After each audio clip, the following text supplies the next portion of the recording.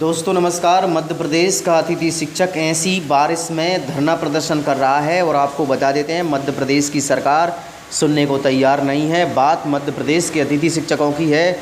18 सालों से कार्य कर रहे अतिथि शिक्षक आज ऐसी बरसात में जल आंदोलन भी कर रहे हैं, पर मध्य प्रदेश की सरकार सुन क्यों रही है। इसके तत्वधान में आपको बता देते हैं मध्य प्रदेश के अतिथि शिक्षकों के द्वारा इतना बड़ा धरना प्रदर्शन किया गया, जो कि मध्य प्रदेश के कम से कम आपको बता देते हैं पूरे 45 दिन हो चुके हैं, किंतु आज तक मध्य प्रदेश की सरकार के द्वारा कोई भी सुनवाई नहीं की गई। मध्य प्रदेश की सरकार के द्वारा सिर्फ मध्य प्रदेश के अतिथि शिक्षकों को ठगा गया और उन्हें सिर्फ और सिर्फ परेशान किया गया। इसी तरह से आपको बता देते हैं मध्य प्रदेश की सरकार के लिए यह सोचना समझना चाहिए कि मध्य प्रदेश के अतिथि शिक्षकों ने सरकारी विद्यालय में सभी बच्चों का अच्छे से पढ़ाया लिखाया और उनके लिए सराहना किया, किंतु मध्य प्रदेश की सरकार ने आज तक हमारे मध्य प्रदेश के अतिथि शिक्षक भाइयों के हित में कोई भी निर्णय नहीं लिया है।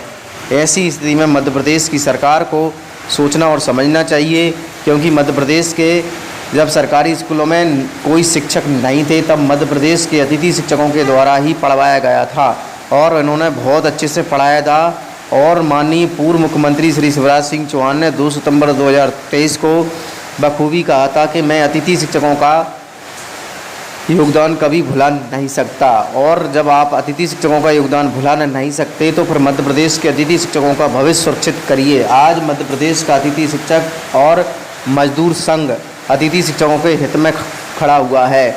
विपक्ष की यदि बात करें तो विपक्ष भी मध्य प्रदेश के अतिथि शिक्षकों के हित में कार्य कर रहा है, तो फिर मध्य प्रदेश का पक्ष काम क्यों नहीं कर रहा है।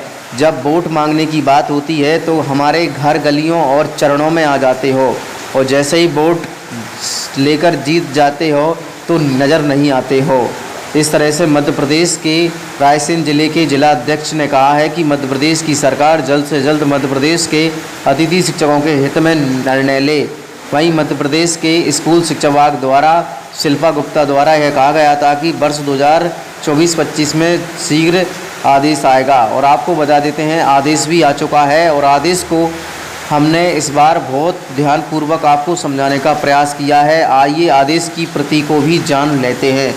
वीडियो थोड़ा लंबा है, ध्यान से देखना। लोक शिक्षण संचालनालय भोपाल के द्वारा यह आदेश जारी किया गया है। आपको बता देते हैं समस्त संभागीय संयुक्त लोक शिक्षण संचालनालय शैक्षणिक सत्र 2024-25 में रिक्त पदों के विरुद्ध अतिथि शिक्षकों की व्यवस्था के संबंध में संचालनालय के द्वारा पत्र क्रमांक 2013/4/7/2019 मध्य प्रदेश स्कूल शिक्षा विभाग के शैक्षणिक सत्र में शासकीय विद्यालय में शैक्षणिक व्यवस्था के सुचारू रूप से संचालन हेतु रिक्त पदों के विरुद्ध विद्यालय स्तर पर तैयार पैनल से अतिथि शिक्षक आमंत्रण कार्यवाही की जाती है। उक्त परिप्रेक्ष्य में शैक्षणिक सत्र 2024-25 में विद्यालय में शैक्षणिक व्यवस्था हेतु अतिथि शिक्षकों के आमंत्रण कार्यवाही निम्न अनुसार सुनिश्चित की जाए।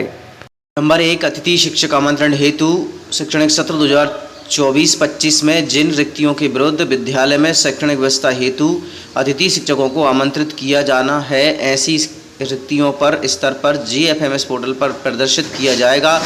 GFMS पोर्टल पर प्रदर्शित रिक्तियों के अतिरिक्त अन्य कोई अतिथि शिक्षक विद्यालय में नहीं रखा जाएगा।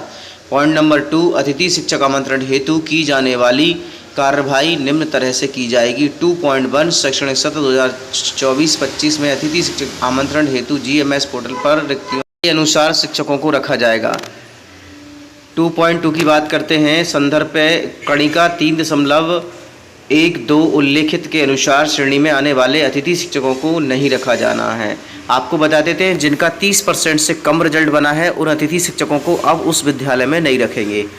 उसी तरह से आपको बता देते हैं विद्यालय जिनमें पद है रिक्त पद है एवं संबंधित विषय का पैनल पूर्व से उपलब्ध है तथा अतिथि शिक्षकों को निम्नानुसार रखा गया है। ऐसे पूर्व से कार्यरत अतिथि शिक्षकों का मानदेय उच्च न्यायालय द्वारा दिनांक 11/10/2018 को दिए गए निर्णय के अनुसार कणिका 2.7 में यानी कि पालन किया जाएगा। यानी कि कहने का तात्पर्य यह है कि 7/7/2018 के अनुसार जो अतिथि शिक्षक पहले से कार्य कर रहे हैं उनको प्राथमिकता दी जाएगी। यानी कि हाई कोर्ट का निर्णय इसमें दिया गया है, उसको मानना पड़ेगा। प्रिंसिपल अपनी मन मर्जी से अतिथि शिक्षक नहीं रख सकता। और वो यदि नहीं करेगा तो उससे सहमति लेना पड़ेगा। इसके बाद दूसरा अतिथि शिक्षक प्रिंसिपल रख सकते हैं। पॉइंट नंबर 24 की बात कर लेते हैं। अतिथि शिक्षक पोर्टल पर आवेदक का जिस पैनल का स्कोर कार्ड जनरेट है केवल उसी पैनल में ज्वाइनिंग दर्ज कर सकेंगे। शैक्षणिक सत्र 2023-24 में कार्यरत अतिथि शिक्षकों के द्वारा विद्यालय में कार्य किया है उस विद्यालय में अतिथि शिक्षक द्वारा स्वयं के लॉगिन आईडी पर ज्वाइनिंग की सुविधा भी उपलब्ध कराई जाएगी, जिसमें अतिथि शिक्षक के द्वारा GFMS पोर्टल पर निर्धारित समय अवधि में संबंधित विद्यालय में ज्वाइनिंग दर्ज की कार्रवाई की जा सकती है। यहाँ पर ये पॉइंट नया आया है, आपको बता देते हैं। जो अतिथि शिक्षक पहले से जिस विद्यालय में पढ़ा रहा था और वहाँ पर जगह खाली है उसे संकुल की आवश्यकता नहीं है, अपनी खुद की स्वयं की आईडी से ज्वाइन हो जाएगा जिस विद्यालय में वो पढ़ा रहा होगा। ये पॉइंट क्लियर कर लीजिए सभी दोस्तों कि जो अतिथि शिक्षक पहले से जिस विद्यालय में पढ़ा रहा था उसका रिजल्ट अच्छा है 30% से ऊपर, वह अतिथि शिक्षक स्वतः ही उसी स्कूल में ज्वाइन हो जाएगा खुद की आईडी से। 2.5 की बात करते हैं तो आपको बता देते हैं विगत वर्ष 2023-24 में कार्यरत अतिथि शिक्षक के द्वारा विद्यालय में कार्य किया गया है उस विद्यालय में शिक्षक के द्वारा स्वयं की लॉगिन आईडी पर ज्वाइनिंग की सुविधा उपलब्ध कराई गई है, अतः अतिथि शिक्षक GFMS पोर्टल पर निर्धारित समय अवधि में संबंधित विद्यालय में ज्वाइनिंग दर्ज की कार्रवाई की जाएगी। अब आपको आगे लेते चलते हैं। 2.6 में अतिथि शिक्षक ऑनलाइन ज्वाइनिंग पत्रक के रूप में उपस्थिति अनिवार्य रूप से ज्वाइन किए गए विद्यालय में दिनांक 7/8/2024 तक दी जाए। आपको बता देते हैं विद्यालय के अतिरिक्त के द्वारा निर्धारित समय अवधि में उपस्थिति नहीं देने पर संबंधित ज्वाइनिंग पत्र या आदेश स्वतः ही निरस्त हो जाएगा। इसके उपरांत आवेदक शेष रिक्तियों हेतु वाली नवीन प्रक्रिया में भाग लेना होगा। शाला प्रभारी अतिथि शिक्षक से ऑनलाइन ज्वाइनिंग पत्रक की प्रिंट आउट हस्ताक्षर एवं सील एवं एक प्रति विद्यालय अभिलेख के अनुरूप में सत्यापित कर अतिथि शिक्षक को देंगे। अब आगे बात कर लेते हैं। 2.8 की बात करते हैं तो अतिथि शिक्षक शाला प्रभारी द्वारा सील एवं हस्ताक्षरित ज्वाइनिंग पत्रक प्रति को GFMS पोर्टल पर अपलोड किया जाएगा। मध्य प्रदेश अतिथि शिक्षक आमंत्रण हेतु समय सारणी आपको बता देते हैं। शैक्षणिक सत्र 2023-24 में जिन विद्यालयों में अतिथि शिक्षकों को आमंत्रित किया गया है एवं पोर्टल पर रिक्त पद प्रदर्शित हो रहे हैं, ऐसे विद्यालयों में GFMS पोर्टल पर ज्वाइनिंग की प्रविष्टि हेतु की जाने की कार्रवाई की जाएगी।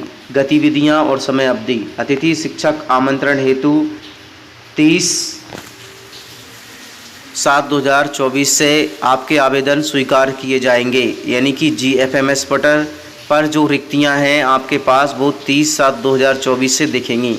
अतिथि शिक्षक के द्वारा GFMS पोर्टल पर ज्वाइनिंग दर्ज करना एवं शाला प्रभारी से प्राप्त सत्यापित ज्वाइनिंग पत्रक की छायाप्रति को पोर्टल पर अपलोड करना होगा। 1/8/2024 से 7/8/2024 तक शाला प्रभारी GFMS पोर्टल पर ज्वाइनिंग किए गए अतिथि शिक्षक का प्रमाणीकरण करना होगा। इसी के तहत आपको बता देते हैं ऐसे विद्यालय जहां पर नियमित शिक्षक पदस्थ होने के उपरांत भी संपूर्ण शैक्षणिक सत्र के लिए अनुपलब्ध हैं, ऐसे विद्यालय हेतु रिक्त अपडेशन हेतु संकुल प्राचार्य के द्वारा GFMS पोर्टल पर निम्न कार्रवाई की जाएगी। आपको बता देते हैं संकुल प्राचार्य के द्वारा GFMS पोर्टल पर नियमित शिक्षक को अनुपलब्ध होने का कारण एवं आदेश की प्रति अपलोड करनी होगी और रिक्वेस्ट दर्ज करना होगी 1/8/2024 से 4/8/2024 तक, तब जाके वहाँ पर अतिथि शिक्षक रखा जाएगा।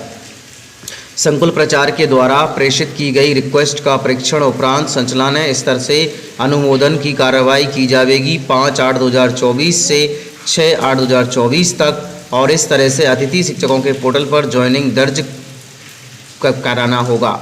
ऐसी स्थिति में आपको बता देते हैं कि अतिथि शिक्षकों को रखा जाएगा। इसके अतिरिक्त आपको पॉइंट क्रमांक 3 बता देते हैं, जिसमें आपको बता अतिथि शिक्षक GFMS पोर्टल पर ज्वाइनिंग दर्ज पर शाला प्रभारी से सत्यापित ज्वाइनिंग पत्र की छायाप्रति का पोर्टल पर अपडेट करना पड़ेगा। इसे आपको 6/6/2024 से 7/8/2024 तक करना अनिवार्य रूप से रहेगा। शाला प्रभारी GFMS पोर्टल पर ज्वाइनिंग किए गए अतिथि शिक्षक का प्रमाणीकरण करना होगा। इसमें 7/8/2024 से 8/2024 तक करना अनिवार्य रहेगा। इस तरह से आपने देखा प्रथम पूर्व से नियमित कार्य प्रत अतिथि शिक्षकों की ज्वाइनिंग के बाद शेष रिक्तियों के लिए स्कोर कार्ड के आधार पर मेरिट क्रम में विकल्प चयनित कर आवंटित ज्वाइनिंग कर सकेंगे। अब अन्य सामान्य निर्देश क्या रहेंगे? अतिथि शिक्षकों की व्यवस्था मानव संसाधनों के सर्वोत्तम सुनिश्चित करते हुए आवश्यक बजट उपलब्ध के आधार पर ही की जाएगी। विद्यालय में नियमित शिक्षक की उपलब्धता होने पर अतिथि शिक्षकों के आदेश सेवाएं स्वतः ही समाप्त हो जाएंगी। शाला प्रभारी कार्यरत अतिथि शिक्षक की विद्यालय में मासिक उपस्थिति माह के अंतिम कुल दिवस प्राचार्य कार्यालय में जमा करेंगे। संकुल प्राचार्य विद्यालय में अतिथि शिक्षकों के मासिक उपस्थिति के आधार पर आगामी माह की प्रथम 2 दिवसों के अंदर अतिथि शिक्षकों के मानदेय जनरेट कर विकासखंड जिला शिक्षाधिकारी को जमा करेगा। विकासखंड जिला शिक्षाधिकारी प्रति माह की 7 तारीख को अनिवार्य रूप से अतिथि शिक्षकों का मानदेय भुगतान करेगा। नहीं करेगा तो उसके प्रति अनुशासनात्मक दंड कार्रवाई की जाएगी। विकासखंड जिला शिक्षाधिकारी को दिए गए मानदेय की गई GMFS पोर्टल पर 10 तारीख तक अनिवार्य रूप से करना होगा, नहीं तो लोक शिक्षण संचालनालय द्वारा उस पर कार्रवाई की जाएगी। आपको बता देते हैं आदेश आयुक्त द्वारा अनुमोदित किया गया है। लोक शिक्षण संचालनालय भोपाल के द्विवेदी के द्वारा 24/7/2024 को यह आदेश जारी किया गया है। हमारे मध्य प्रदेश के सभी अतिथि शिक्षकों से निवेदन है कि वो इस आदेश को ध्यानपूर्वक पढ़ लें और ध्यानपूर्वक समझ लें। और अंत में मैं यही कहना चाहूँगा, आदेश लंबा था, वीडियो बड़ा हो गया है। यदि वीडियो में थोड़ा बहुत भी समझ में आया है तो वीडियो को लाइक करें, शेयर करें और चैनल को सब्सक्राइब जरूर कर लें। ऐसी सूचना प्राप्त करने के लिए मध्य प्रदेश यूट्यूब चैनल प्रकाश अनंगन आपके साथ है और नियमितीकरण होने की बात भी जरूर पूरी होगी।